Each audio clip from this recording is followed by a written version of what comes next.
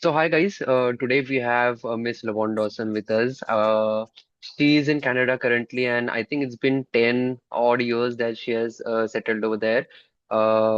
She has done a master's from there as well, and she has an exciting career field that she has chosen, something that is very different. People do not, have enough awareness in India about that, if I'm not wrong. And Lovon is not only a speaker over here, but she is also a school junior. So always a special thing to have a school junior, coming on a platform, helping other people and supporting us in this initiative. So Lovon, thank you for being over here.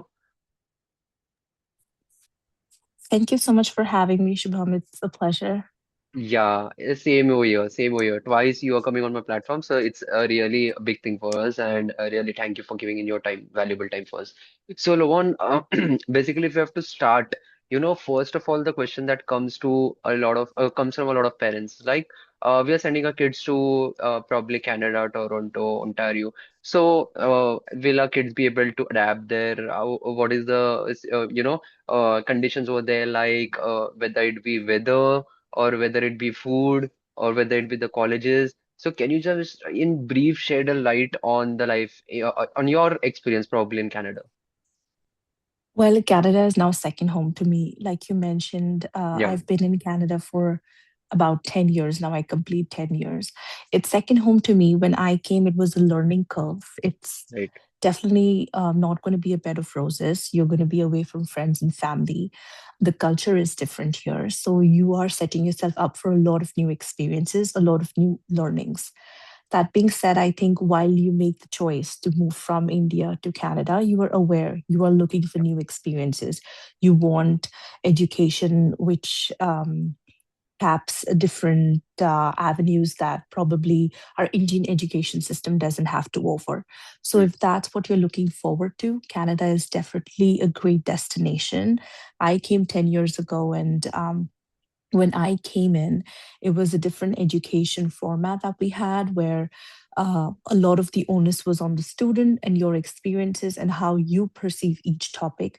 What mm, is your perception about it, be it any subject matter? I work in health and human services, so a lot of our course materials were around how I would do this if I was in this situation, that kind of thing. You write topics, you write essays, you have PowerPoint presentations, which is not just one towards the end of the year that we typically have in our Indian education system, but it's on an ongoing basis. mhm, In terms of the culture, I think we are a huge population, so you'll definitely find Indians. mm, It's not that you're going to be alienated.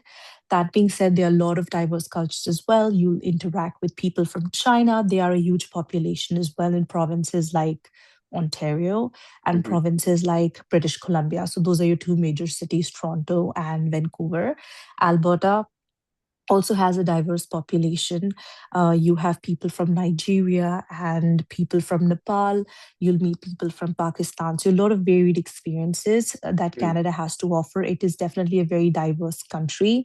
I highly recommend if you're looking for new experiences, quality education, and if you're looking to upscale your skills, definitely give it a shot. In terms of parents, I do understand there is always hesitation about safety, but it is one of the most safest countries in safety. the world, given this Mm, current circumstances that we have. yeah, That being said, I think you have to just make sure, and students have to question themselves if this is something that I want to do right, moving forward, and if this is something I want to take up in the future. right. So, Lopon, if I'm not wrong, you did your master's in health and human this thing services. So, what was Correct. it that motivated you to take this unique, career path, and how you went about it after your, UG? Correct. So I actually I dropped math in grade 12. I had maths in 11th standard, and then I dropped it and I took up psychology. Okay. And that really interested me. And I didn't think that I would continue it, but I ended up doing my majors in graduation from University of Pune in psychology. And then I came here. I wanted to move outside and I have family here. So I was like, I want to stick to psychology and work for people. However, at that time, I didn't. qualify for a master's degree because I just had a bachelor's. So I took up various certifications at that time. So I did the disability studies, I did health and human services certifications. And then I found that instead of actually practicing psychology, I enjoy working with people and people with Mm, disabilities. So that's how I took up working with people with disabilities. If I were to be a psychologist, or I would have probably gone into counseling or clinical psychology. But I work frontline with people with developmental disabilities. So my current position, I manage a team of like staff and clients where we support them meet their recreational needs and the overall mental and physical well-being. That being said, I always had this innate passion, if you can say, of working with people. I think I do fairly decent. right. So I thought I'll pursue this, and I that's something I thoroughly enjoyed. Right, right. I think this is a very, good career option that people can choose who are good in communication and who are passionate about being with people and around them, helping them Mm-hmm. out. This is one way to Mm-hmm. get into that particular sector and non-profits as well. Definitely, Yes. definitely. And I think, correct me if I'm not, if I'm wrong in this, perspective that people with disabilities need help with someone who can be around them, someone who can communicate with them and help them out. That's a very noble cause. Correct, yes. So disabilities are a spectrum. So some people have mild, some people have severe. So Severe. depending upon their situation, we do assessments. So my not-for-profit that I work for, it's only for adults. So we don't support children and youth. We Hmm. only support adults. And Hmm. yeah, we support, like I said, recreational needs. We have residential services as well that we provide. And we have community living where they are sort of independent, sort of in a staffing model. So it's very interesting the way things are done here. It's sort of like is in on the medical health realm, but it's still a little diverse where a lot of Indians are often interested in the medical sector. Our parents Hmm. often push us to take up medicine. So it Hmm. really doesn't tap upon medicine per se, but it's within the realm of Within health. the, yes, Yes, yes, yes. definitely. And do you think we have some sort of services in India as well or other parts of the world? In terms of India, the disabilities that are visible are quite less compared to Canada. So there are a lot of visible disabilities in Canada too, in terms of percentages, if you look at it too. Not a lot of people are open. It's getting better. I have to say it's getting better. There are more conversations about mental health.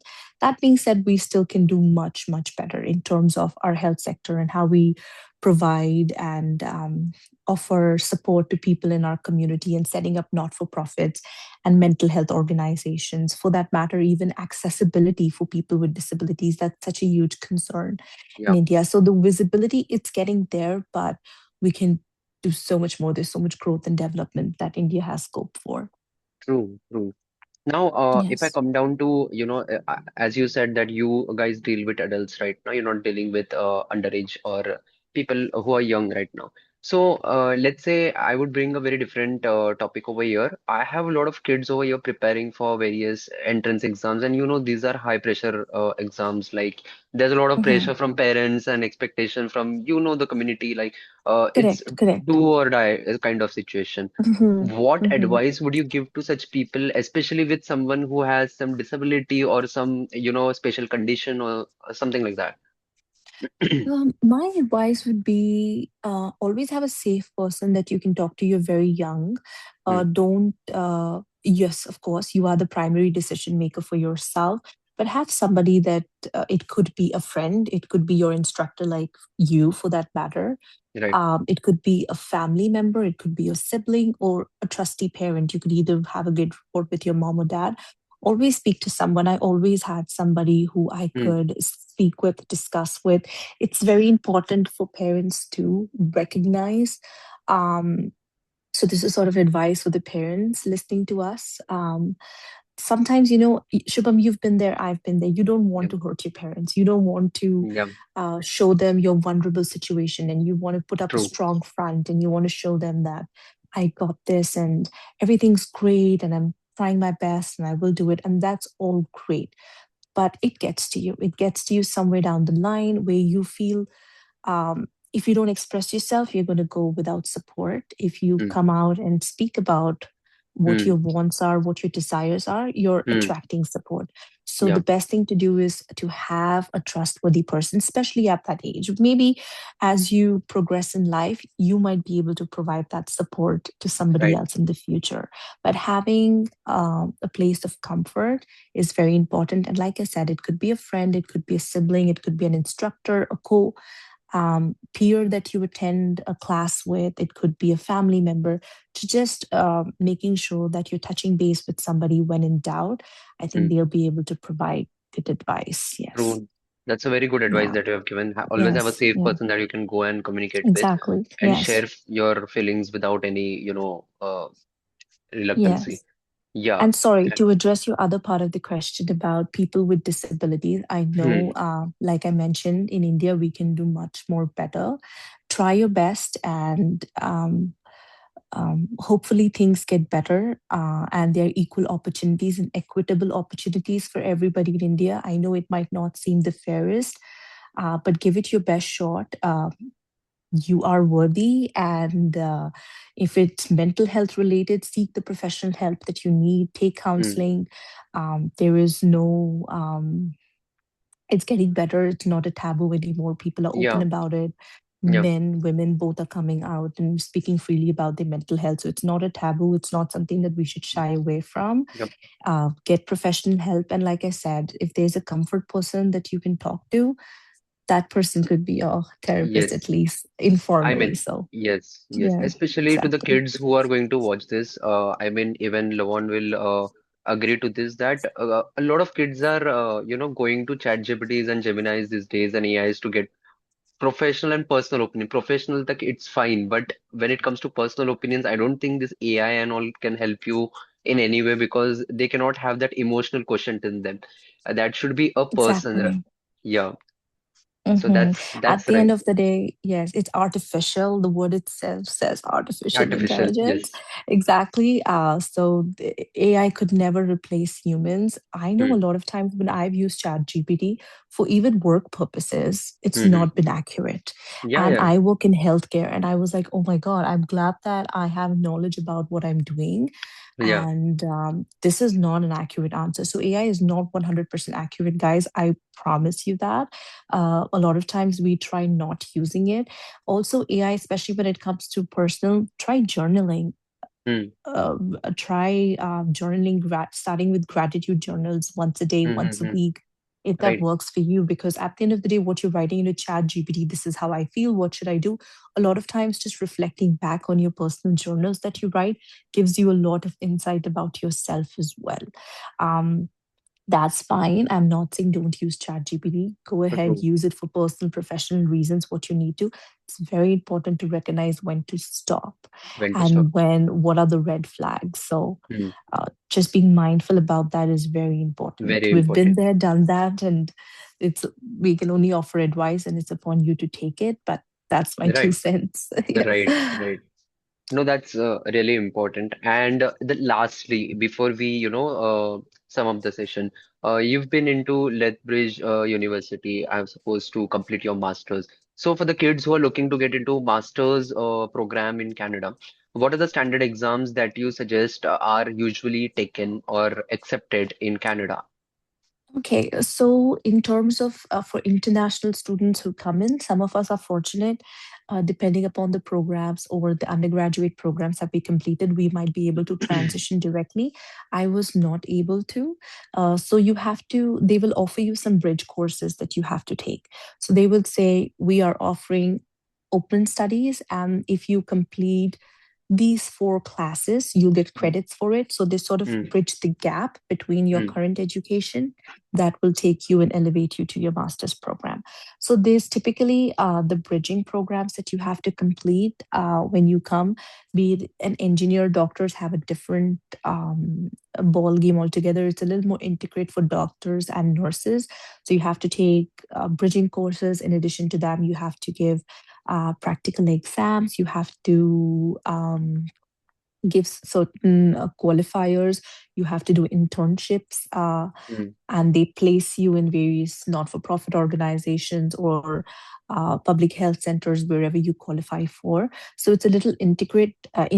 intricate when it comes to each sector. It might look different, but for me, like I did two other programs, so I got some credits for those programs, and that's how eventually I got into my master's.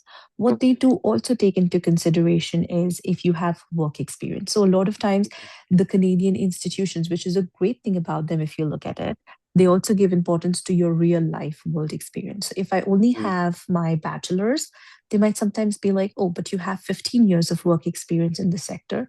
And mm, that qualifies for a lot as well. So they'll mm, enroll you sometimes on a case by case basis. So, at least for my program, it was sort of that. So I had certifications that I took eventually, and then I had work experience for 7 years. That's how I was able to just complete my master's that eventually I got into. I was rejected a couple of times prior when I tried to complete it, but I had gotten in 23, and that's how I've completed it now. So, okay. yeah. Okay. Understood. Oh, so Hmm. that was a very insightful session and lots of information, firstly, about the sector that you're working in. It's pretty unique and something that people should take up in India very seriously now, in upcoming years. And also the kind of qualifications and criteria is required to be in Canada and all. So, Lovon, really great to have you from the other side of the globe at this point of hour, giving your schedule. Thanks a lot for connecting for the second time, actually, because this is not the first time we're Yes, doing it. This is the second time, and it helps a lot. Last time I remember we got a very good feedback for your session that we had done, and it had gone to thousands and thousands of kids in India. So I'm glad. I'm sure it's gonna go same way. Well, the pleasure's all mine. You're doing excellent, Shubham, and I always try to help whenever I get messages as well from some of our seniors or juniors who are looking to move to Canada. I always get messages, and I'm more than happy to help. And seeing you do well, I always feel like I have to come out and support. So this is my little way of contributing.